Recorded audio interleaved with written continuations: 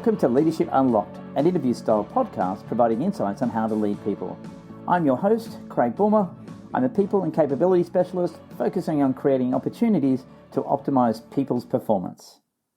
Welcome to Leadership Unlocked. This is our episode number 20, and I'm joined by Oliver Taylor, who is the GM of Marketing at Access Group. Welcome, Oliver. Good to see you. Thanks for having me. I say see you because we're doing this over Zoom, so not everybody else can see you. They're only going to hear us today, so it's good. How are you? How's things? Yeah, very well, thank you. Very well. Been busy, head down, lots of different things. So the year is flying by. Oh my gosh, isn't it? So you're working with Access Group, as we just said. Tell us a little bit about Access Group. Yeah, Access Group is a very specialised market leader in more scissor and boom lifts and other specialty equipment. Very big in WA and Adelaide, and growing rapidly on the East Coast. So, hire and buyer of specialty equipment. Fantastic. And so GM, so I'm imagining you've got a few people sitting under your wing? Yeah, there is a team. It's a very sort of decentralized business where we've got state-based operations, and then a national sort of support service helping across, marketing, sales excellence, IT operations, and all the various functions. But yeah, we're growing very rapidly. It's a very fast-paced sort of entrepreneurial role, lots of moving parts and pieces. And, hiring lots of new people, and it's great. So you're hiring people, that's always interesting in at any point in a business, but right now, given the environment, trying to hire people has been difficult for many. How are you finding it? Look, it's always a challenge. Whatever the conditions, I think it's always a challenge. But we've found some excellent sort of talent and people, and always looking for a very diverse sort of mix of experience and skill set, and a good mix of sort of product technical, because we're quite a product technical based business, as well as technique in terms of sales excellence, marketing excellence, operational excellence, all the various themes. So it's always interesting getting that blend. Particularly across, the various states of Australia. Yeah, and I guess that's where it starts as a leader. You've got to hire well. What's your experience over years, not just now with Access, but I know you and I did some work together at Rothenberger and so forth. What's your experience like of trying to get those right people? Because I find often the CVs written by somebody else. Often they tend to give you the right answers in an interview. How do you get around those kind of hurdles? Because this is where it all starts. Yeah, look, it's not an easy one, getting the right fit of people for the right sort of dynamics of the business there and then, and that point in time. And all companies are on different sort of life cycles, and I think that you want different people for different phases of growth. We're in a real ramp-up growth phase, so we, as long as the role, the job spec is very clear in terms of the key selection criteria, in terms of the technical attributes of the role. But obviously we're big on, and I have always looking for just good sort of classic qualities of character, stability, positive outlook, just people that can sort of get in and make it happen. And I think that's not always easy to find. But just really that, big on personality and character are really important attributes, particularly obviously in the more senior roles. Are you using a particular system to try and recruit people, interview people, or is it, you've come up with your own questions and you go on a bit of gut feel, I guess, as well? I think you always have a structure. So we write quite detailed, and I've always written quite detailed job ads or job briefs. So you have your sort of key must-have selection criteria, and then you have the nice to have. Yeah. and then it's really about making sure it's a good marriage or a good fit, for the individual joining the team and the company, and also getting the right blend of individuals to create that sort of killer team environment, because, it's orchestrating all of those parts in a nice sort of, way where you really get that great traction. So I think that's really important, is just getting the right fit for that point in time of the business cycle as well as the team cycle. Yeah, wow. And I've noticed that many organizations are having to really ramp up what they offer. It's not just about salary. There's all these peripherals around it. Are you finding you have to do that still?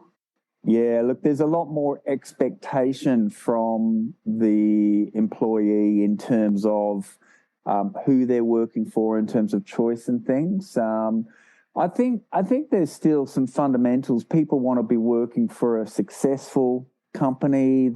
Company that have a clear vision, clear values. So those fundamentals, I think, are timeless. Let's say those timeless fundamentals people are always looking for. And then I think all the, all the little extras sort of come and go. Flexibility is a big one. People obviously demanding flexibility. But I think it also just comes down to the success of the company, the competitive advantage the company has, and, the vision and values that the individual wants to be a part of. Yeah. And are you quite overt with your vision and values through an interview process? We are, and we're always trying to explore that with the interview. So we get through the attributes of the role, the job scope, the brief, where we are today, where we want to go. So we get through all of that, and then just talk about, because entrepreneurial spirit and continuous improvement, and a strong sort of safety culture in the current business. Those things, once those sort of key values start connecting with the individual, you sort of start quickly thinning out who's a better fit than others. You always get a half a dozen candidates that could do the job, but it's also getting the right fit, and explaining a lot about the team dynamics, the company dynamics, and just making sure that who we're hiring, it clicks, because it's got to be that sort of win-win, employee company relationship. Otherwise, it's just not sustainable. Yeah, and I guess it's in a difficult time of trying to hire people. You don't want to just still put a bum on a seat either. That just comes back and bites you, right? Yeah. Well, you want that extra sort of X factor where people just feel, because they're committing their life to a role, essentially. It's a bit of a life commitment. So you want to make sure that they're going to be inspired to get up each day and, really contribute, but also get on well with their fellow colleagues, and, just be able to make a difference, whatever their scope of role is. Yeah. And so you've managed people for a long time. Not that you're not that old, but you've managed people for a long time, and you have an amazing energy about yourself. I know that you try and lead from the front, would be my observation when I was doing some work with you. Is that something that you focus on? What's your kind of approach to leadership, I guess? I think, I think there's a big element of inspiring people, so you don't want to, if I think of the great leaders or the not so great leaders that I worked through or with in my early part of career, you having that sort of supportive energy and that clarity of vision and that sort of get up and go, I think is really important. And I've observed that through great leaders that I've worked with. They can be very demanding and, high expectations and all of those things. But I think having that energy it just takes you to that sort of next level. And I do try and bring that to the team or the room where, come on, guys, we're here to do something great, even if it's a simple task or whatever, and just get excited. Like people coming to work day in, day out, whether it's Monday or Friday afternoon, you sort of want to be excited. So I do try and inspire the best out of people, even though you sort of push them to excel and give that little bit more. But I think that sort of inspirational quality is really important with leaders, and it doesn't always have to be over the top. Just has to be it's however you want right? to deliver that energy. Yeah, you want to be authentic, and people want to hear different things. But I think inspiring the best out of the individual, whatever their personality type or their character or their career stage, I think is a really important thing. And when somebody's not coming along for the ride, when, you know, you're inspiring as much as you possibly can, what have you done in the past to try and sort that out? Yeah. Look, it can be challenging, and usually there's a few layers. So I think just having really good open one-on-one discussions to peel back the layers, because again, sometimes people don't want to go through the various layers, whether it's history in their role or with a colleague or whether it's a personal factor. I think really getting to the core of what's making them tick or not tick, I think is really the first thing, or problem definition. You know, you can call it different things. I think really getting to that, and then just putting some guidance in place to help encourage them along. But, you know, it also comes down to you can only help people so many times or so many ways. If they don't want to make that step or help themselves, you sort of get to a point where you're sort of exhausted, and you've got to have that conversation as well. But I think just having that sort of openness and just being very clear on what you're trying to achieve and the contribution from that role, and, you know, if you can't uncover it, then, you know, just come up with a bit of a mutual solution. But yeah, different people need different things to make them tick consistently, that's for sure. Many years ago, when I was in a leadership role, I had to have one-on-ones with my staff as part of my KPIs, and I think I had to have a conversation with 20% of my staff once a week and 80% of my staff once a month. Fairly structured. Wow. Yeah, I know. Wow. Amazing, yeah. right? Have you found yourself getting into some kind of structure with having one-on-ones? Because it's very easy for them to just only happen when something's gone wrong. Yeah.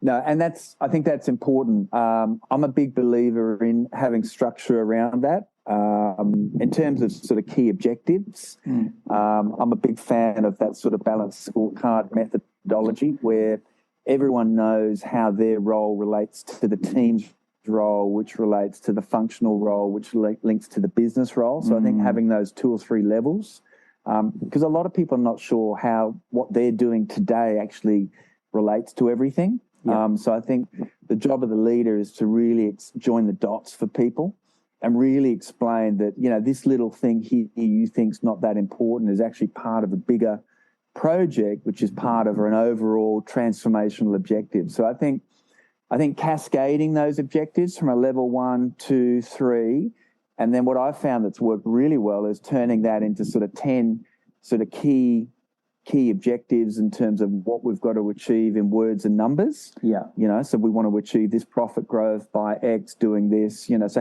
mixing up the words and numbers and having that tied back to level 1. But then I'm also a big believer in having the more behavioural assessments. So I used to have these 10 behavioural where you go through people's, you know, communication style, their time management, their collaborative work style. So I used to get more out of the soft skill stuff than the hard, because the soft skill conversations are actually where it's at. You know, that's where the meat on the bones, whereas you can gloss over some of the others. But I used to really enjoy doing performance reviews and one-on-ones, and I found a quarterly check-in probably is about the right time, because you tend to have weekly or monthly catch-ups anyway. Yeah. But to sit down with those same 10 objectives, which are the words and numbers, and then 10 behavioural or soft skills, it's a really good scorecard. Yeah.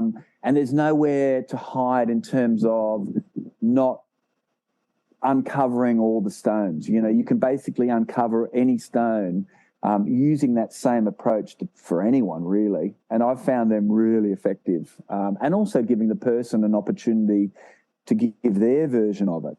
You know, this is what I think, what do you think, and capture that. So I've probably found that the most effective in terms of a performance management system, and it's linked back to a three-tiered, balanced scorecard approach. I'm curious.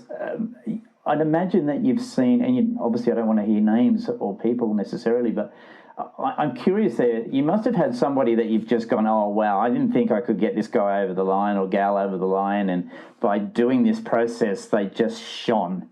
And then there must be others that, they were okay hanging in there, but they just didn't get on the bus. They just couldn't get on the bus. Have you got some like real stories that you could tell us without giving away identities? Yeah, well, let's talk both extremes. Let's talk the easier, more positive extreme, and then more of the harder one. So I think people love talking about themselves in that 1 hour of performance review. They come to it, they place a lot of weight on it. It's like the 1 hour that the manager or the leader has actually given them to talk about them. So I think that's really important, is don't undercook the moment. So don't cancel it last minute. Don't keep deferring it, because I've had that happen to me in the past where I thought it was going to be really important and I wanted to talk about all of these great things.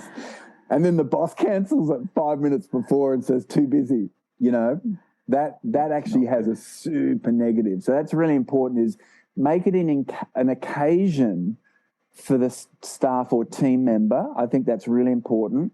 And then the ultra positive person will obviously rock up with a mile, list of things long, and it's more of a probably free flowing conversation. But you can also always find something, because the overachiever sometimes is probably overstating how well things are going, and they're probably missing the things that they don't really want to do. So it's good. It balances them out a bit. Yeah. So I think that's good. The more the person that doesn't want to even come to the session, they're the ones that cancel it on you 10 minutes before. So that's where the team member emails the boss 10 minutes before and says, oh, I'm really sorry, I'm not feeling well today. Or I've got to shoot off. Or yeah. So that can happen quite a bit, and that has happened. But I think persevering and saying, no problem, we'll reset it for 2 weeks, and then it might get delayed again. But when you finally get in front of that person, usually it can start off a bit frosty because they don't want to have it. And I do find it's the person that has never really had many performance reviews that are a bit uncomfortable because they're not sure. They think it's a real critique. But when they realise it's a two-way, free-flowing discussion with the structure, it's they get on a bit of a roll. But look, the hard discussions, I think it's the answer is probably inevitable, that it's not the right fit and not going to work, and the process will wean that out. And normally, the person will tell you that I don't think it's working, right? So normally they'll come to the answer themselves. So the process will help draw out the conclusion in a fair and structured way. And, I think it can give people that are not performing or not happy a good reality check. And in the end, they can start thanking you for it. I've had that where people say, look, thank you for bringing this to a head. I haven't been happy. It's not the right fit for me. And can we talk about the next phase? So I think, that's that good. sort of process that's can great work for both them. ways. It's great for them, and it's great for the business. Great for them. It's great for them. So I have had a lot of those ones where you go in thinking that it's going to be a tough conversation. And I think working for some American companies in the past probably has helped me with some of those more cost-cutting, type discussions, because they're quite good at that. Yeah. And I've been through all sorts of ups and downs, so you just have to have the discussion, and usually the person you'll get to some sort of an outcome, even though it can be a little bit bumpy along the way. Yeah, and then I think you had to move somebody on when I was doing some work with you at some point. I remember is that right? Yeah, and then. But I remember you ringing me in and seeking advice, and it hits you, doesn't it? As a person, it doesn't matter how much you know that you have to maybe move somebody on, it's really quite harrowing and quite emotional, isn't it? Do you find that?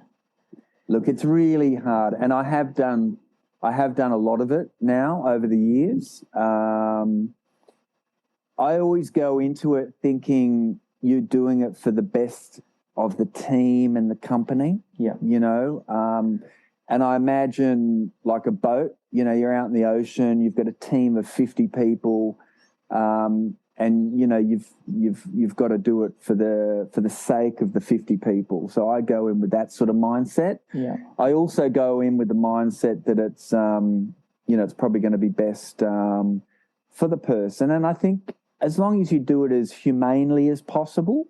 Yeah, that's always been my approach. Is just be open and say this is where it's at. And again, what you think is going to be a negative can sometimes be a positive, because some people struggle making that decision for themselves. Yeah, so true. So they can start thanking you in the end. But I think going in for the greater good of the team and the business is a good mindset, and then doing it as humanely as possible. Yeah, that's a great tip, mate. Great tip. It's really important. So then you've got a team, you've built this team together, you've hired well, and you've got those off the bus that shouldn't be on the bus. How do you then approach keeping this team motivated and heading towards the goals that you want to achieve, not just on a 30-day, 90-day basis, but on a yearly, bi-yearly basis? What's your approach to that? If you were mentoring lots of fan tales. Well, I do like a fan tale. Well, they're hard to get these days. Yeah, I think they're hard to get. Discontinued. I know. They're becoming collector's items. And look, that's a really important one too. Is I think of three things. I think of one is getting on the same page with the collective. So as an individual and then as a team, how do we get on the same page? And then I think the hardest thing is to stay on the same page. So there's a lot of work just keeping everyone on the same page, because you can start on the same page, but as you start moving or things kick in or pressures, people love to sort of deviate. Yeah. So I think staying on the same page is really critical. And then the third one is what I would say, moving faster together. Right. So get on, stay on, move faster together. They're the three phases I always work towards. Yeah. And I think it's not always like it sounds really easy, three simple things. But people are people, they're human, they have their ups and downs. And I think as long as you're working within the bands of momentum and people are not going off track. I think the other key thing is being absolutely crystal clear on what I would call the big hits. Yep, right. Big hit projects. And I call them big hits, quick hits, and then day to day, and then the no's. So I think having that prioritization filter is a constant. So when you're sitting having a conversation with an individual or a team, straight away, does that sit in big hit, which is, obviously big effort, big reward. Yeah. Quick hit is obviously in and out within a month or two project. And then day to day is how do we do that in a better way? And then the no's, being brutal on the no's, that's going to get in the way. And just helping people and teams, it just becomes around keeping them on the same page with the priorities. And that should be filtered into their objectives. So if you've got the backup objectives that relate to those big hits, quick hits, I think it just makes it nice and structured. You're very big on clarity, aren't you? You don't want your team members to be in any grey area, it seems to me. And I like that. I like that there's not a grey space that, I thought you meant, or I thought we had to do this. It's very clear, isn't it? Crystal clear. It's got to be 300% clear, because people love to complicate things. The world likes to become grey really quickly. So I think, I talk about it on repeat. I will start the week, I'll end the week on it. I will say, how have you allocated your time on those three big hits this week? Don't care about the 100 emails. Talk to me about the big hits. So it becomes the conversation at every moment, every meeting, because and it's about staying on the same page, because as soon as things get grey or watered down, you're drifting off the same page. So I think my job has always been keeping us back on the same page, but then giving everyone that openness to just get on with it. I think once people are really crystal clear and have that momentum, I like to just leave them at it. Yeah. Just let them do it. And just checking if they're doing it well enough, I guess, from time to time. But yeah, I think that, check in. I guess in many ways, you're not holding their hand, but you're being very scripted about where we want you to go, and this is why we want you to go. It's not just do what you're told. It's like, this is what we want, this is where we want to head, but we'll help you get there by asking you this, and this.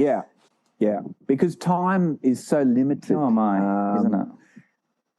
It's ridiculous. We're so limited in our day-to-day, week-to-week. And I always think people should be allocating their primary hours to the big hit project. So I will always block that out. And I've helped people put together weekly patterns. So what's your weekly pattern for next week? Show me your blocks of time that are already pre-booked in around the big hit priorities. Then we allocate some on the quick hits, and the rest is day to day. Because it's impossible to get through stuff. Like the expectations, it's virtually impossible to achieve everything that you've been asked. It's just not humanly possible. Yeah, and you end up being I think that inundated. prioritization, inundated. People get led by their inboxes, by their phone calls, and we allocate time for that. But if you get through a 5-day week and you haven't allocated 20 to 30% of your time to those big hits, you've wasted the week. Yeah, often in sessions I will come up with this comment of, there's a lot of people being busy.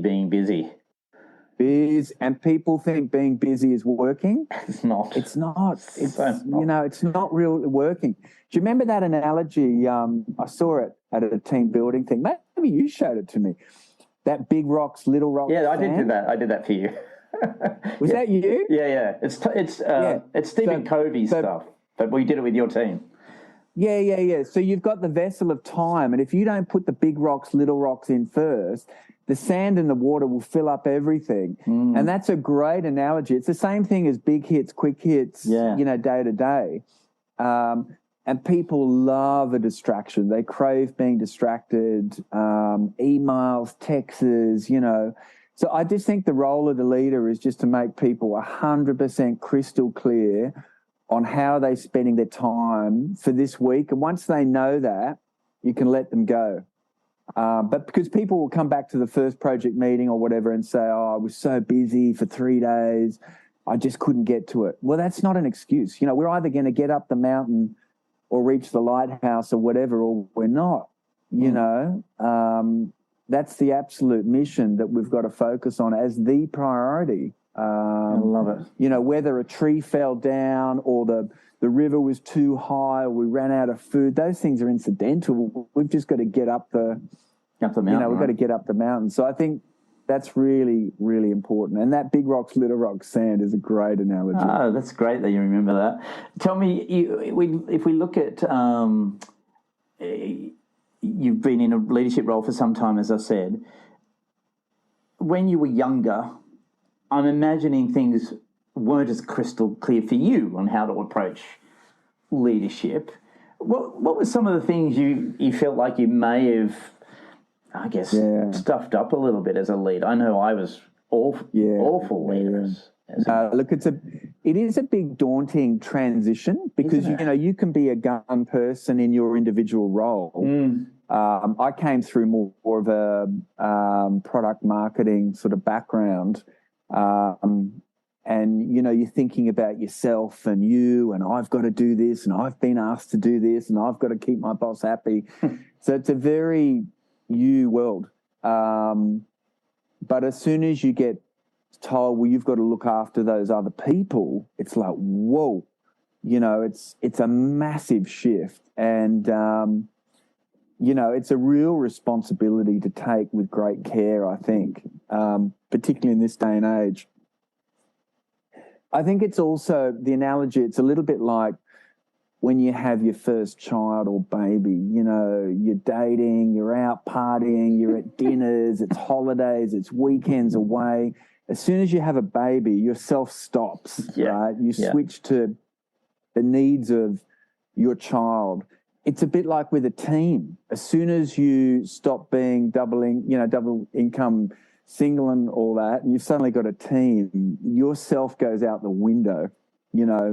If you don't walk in and listen and support your team from the moment you arrive, then, like you would your child or, changing their nappy or picking them up from school or whatever, I think it's the same sort of thing. It's a very sort of caring responsibility. Obviously, but you're trying to prove yourself when you first get in that role, aren't you? You're just like, look, because I found myself just being incredibly bossy. Just tell people what to do because I was in charge, and I've seen a lot of people, but and that's where we hit that term or get that term. Power's gone to his head. I'm pretty sure I would have. No, it can, and yeah, look, and you have an element of that. I was probably fortunate in that I did have some fantastic bosses who were very just awesome. I did witness bad leadership or bad management, thinking, shit, remember not to do that. I've got to make sure I don't do that. So I had a bit of a checklist. And